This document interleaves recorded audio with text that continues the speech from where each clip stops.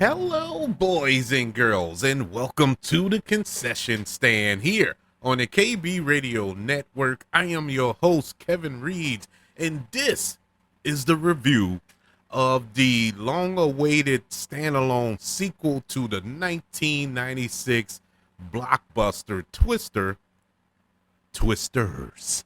And this go around, we have Daisy Edgar Jones and Glenn Powell starring in this film. Uh, I say standalone sequel because it's not a direct sequel to Twister.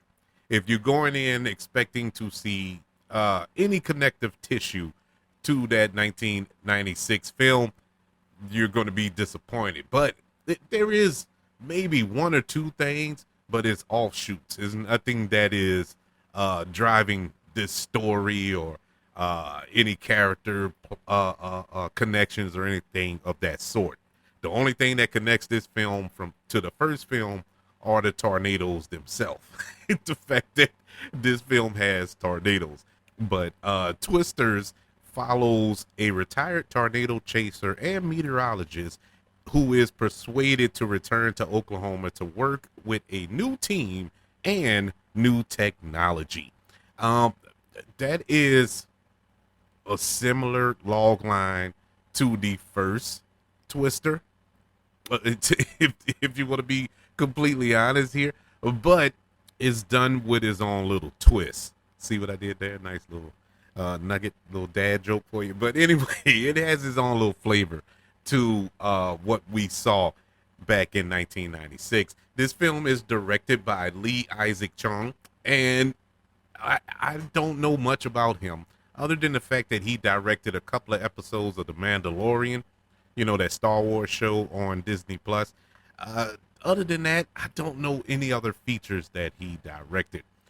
But in reference to Twisters, in a day and age where we are clamoring, at least we so-called claim to be clamoring for original movies in theaters, original ideas, even though when they do put out original ideas and content on the big screen, nobody goes to see them.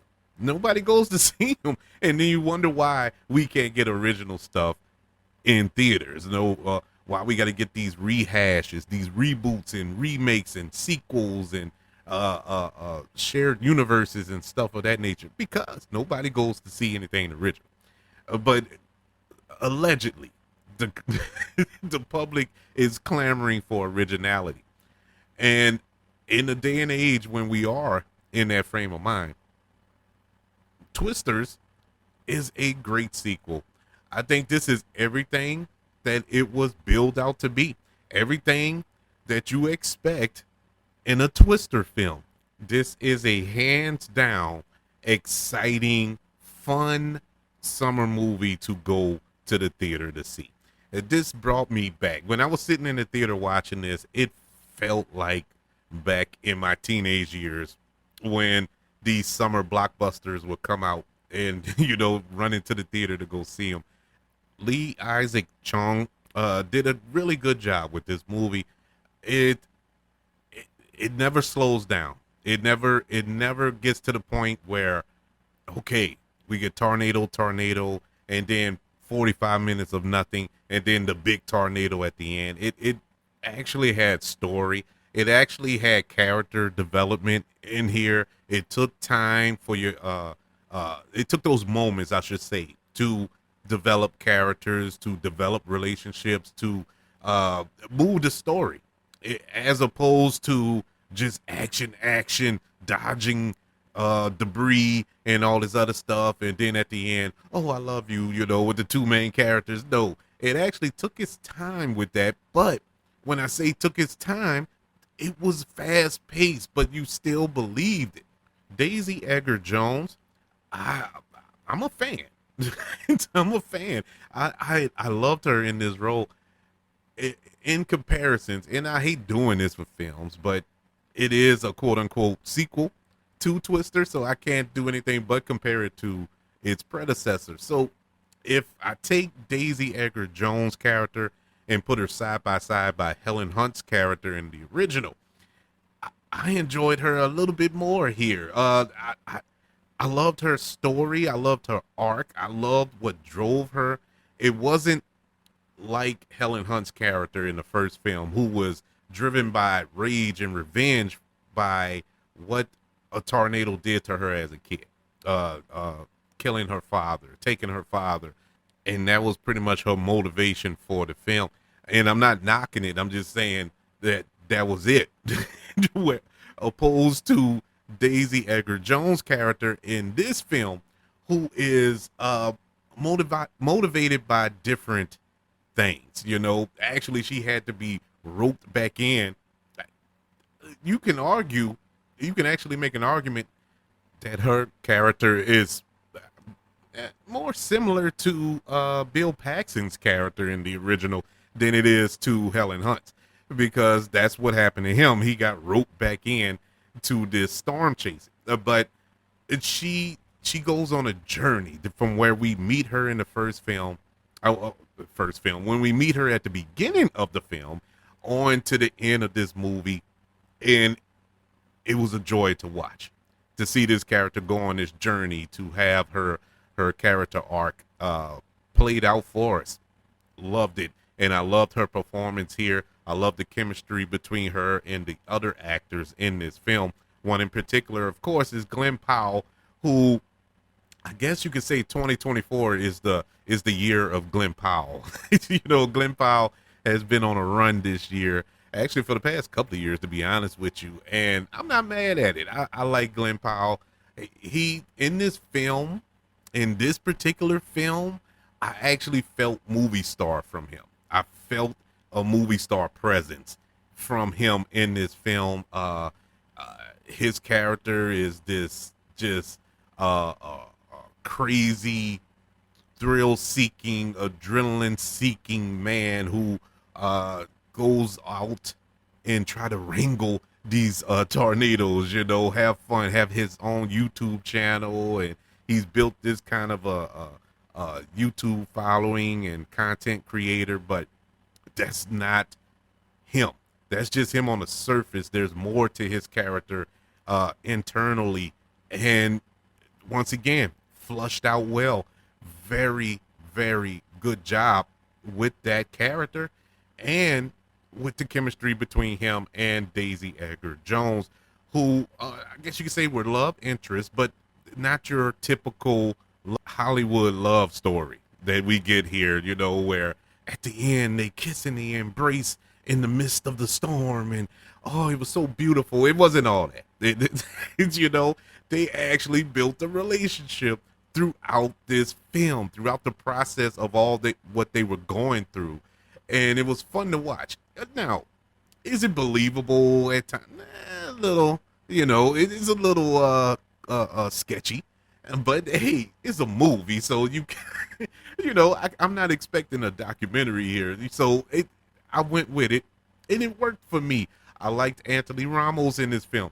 Anthony Ramos has another character who goes on a journey throughout this film, from where we began with him at the start to where we end with him at the end. It is a journey that was pleasant to watch. A big fan of Anthony Ramos and all of the supporting cast in this film, which we have a hidden gem in this movie.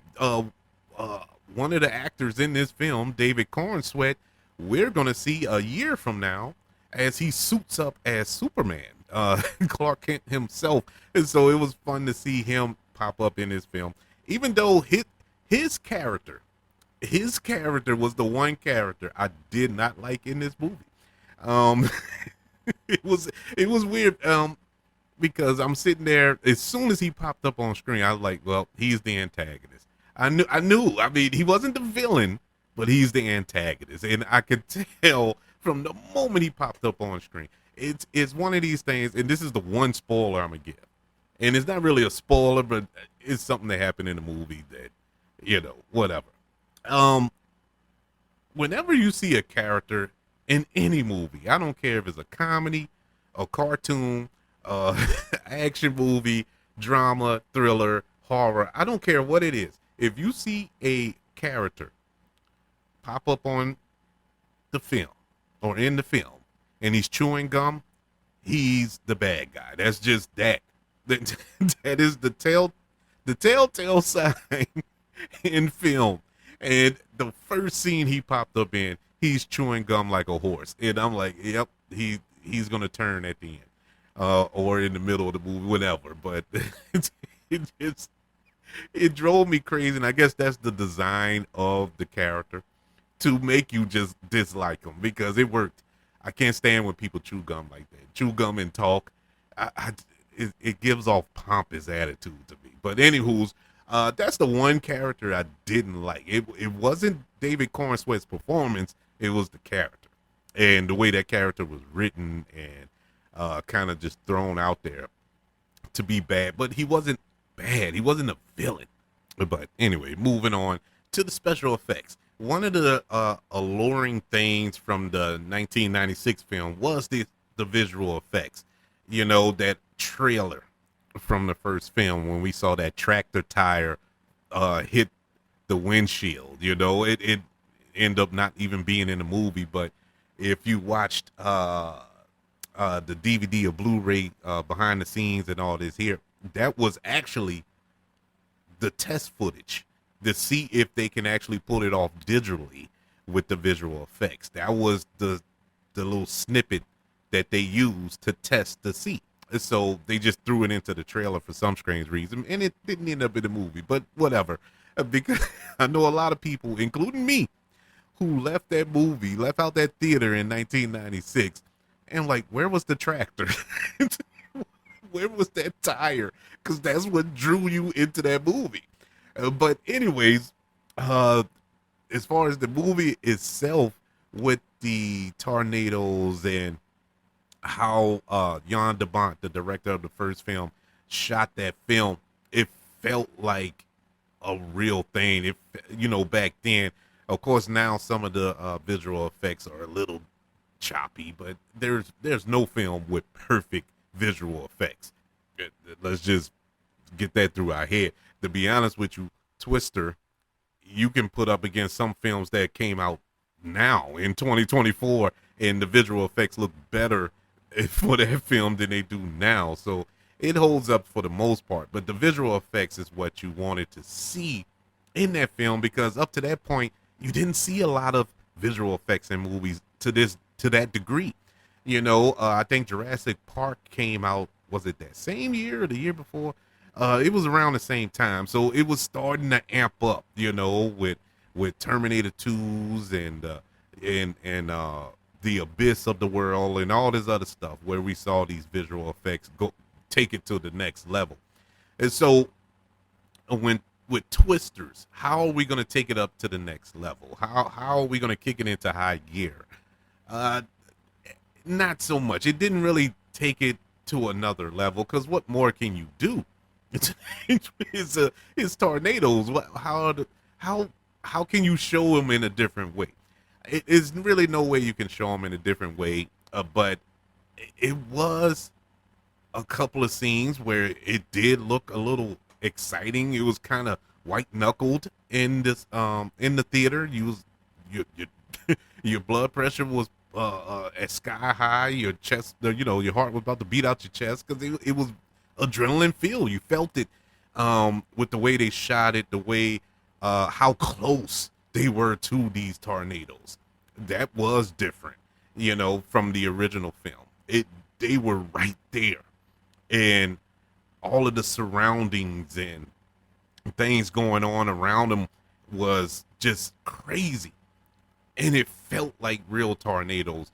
Whereas in the 1996 film, it felt like a movie. It really did feel like a movie. Now, granted, none of this felt super real. You have to suspend disbelief to a degree, but it did feel awfully real in the way that they depicted how close they got to these tornadoes, what they were willing to go through to study these tornadoes.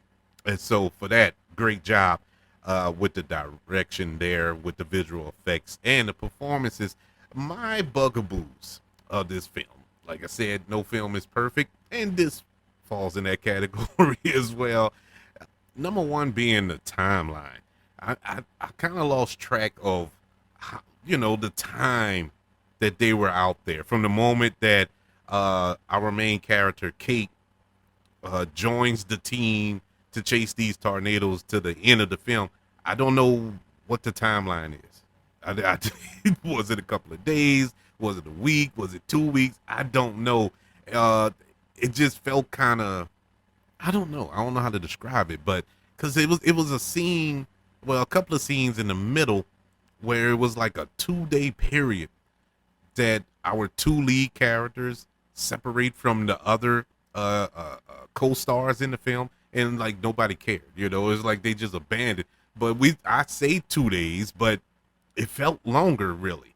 When they did link back up, and people were like, "Oh man, you're back!" It was like a super relief that they returned after all this time. 1 or 2 days wouldn't carry that reaction, but a week and a half, yeah. And so that's where I was kind of thrown off by.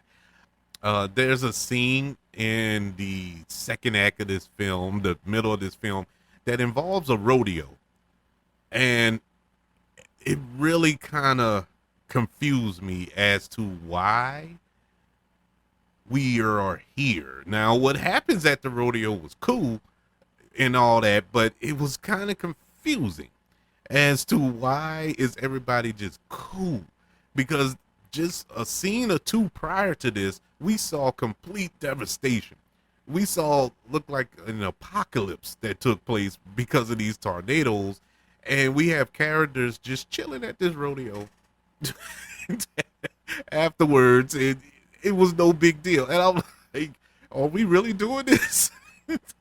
We just gonna act like what happened didn't happen. Um, yeah, I didn't get that. I didn't get that. And my final bugaboo is the end of this film. The final tornado, the big bad tornado, if you will, at the end of this film. All of it was cool. The effects was awesome. The acting in this scene was awesome. Everything was cool. I just didn't like how it ended. I didn't like how they went about it, and I'm dancing around spoilers here because, to be honest with you, the only way to truly display my dismay with the scene is to spoil it. So I'm just gonna say I didn't like it. I didn't care for the events that took place during that last scene, even though it looked cool. It just I just didn't like it. But it is what it is. I did like the movie. I truly enjoyed this film. This was, like I said, this was a summer popcorn film to the highest degree. Does it have the same magic as the 1996 film? No, it doesn't. It doesn't have that same pizzazz as that first film, but I'm not gonna knock it for that because it's hard to match the the energy of a Bill Paxton and a Helen Hunt in that film. Bill Paxton, God rest his soul, was awesome all in everything that he was in, and especially in Twister. And so it's hard to match that. It's hard to match the thrill ride, the amusement park level ride that you go on at the end of that 1996 film, even though it was completely ridiculous, logically, but it was fun to go on that ride with them. No, this film doesn't have that same magic, but it is still a fun film, still I would say, worthy sequel to should I say classic from 1997? I'm gonna go ahead and say that. It is a worthy sequel to that film. Twisters, which stars Daisy Edgar Jones and Glenn Powell, gets a letter grade of a B minus.